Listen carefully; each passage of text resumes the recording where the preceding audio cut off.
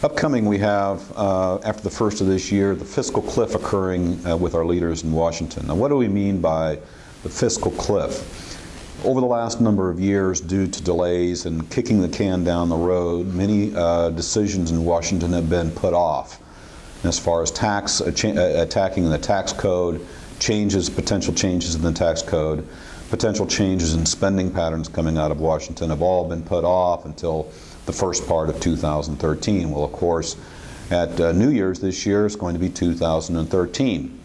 Consequently, in January, when our leaders get back to work following their end-of-the-year break and after the election period, there's going to be an event occur where just naturally, just by law, we're going to see tax rates increase automatically, and we're going to see spending cuts occur within Washington automatically.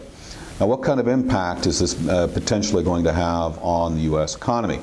The answer to that is it's potentially going to be very big. We're looking at in excess of $800 billion of either taxing or spending activity that will or will not occur starting the first part of next year. The U.S. economy, total GDP within the U.S. is a little bit about $15 trillion on an annualized basis. So $800 billion is a very meaningful number to even that number.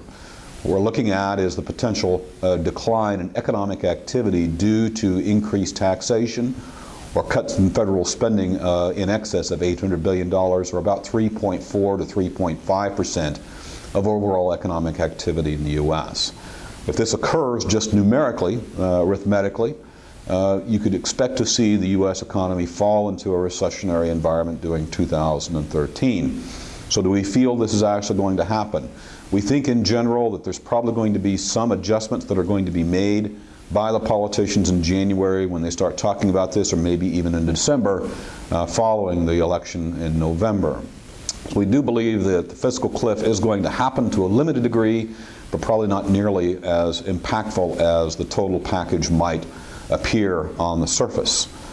We do believe this is going to have enough impact to the point where we've lowered our expected growth rate for GDP for 2013. We think in general GDP growth in 2013 again is going to be less than 2% on a real after inflation basis.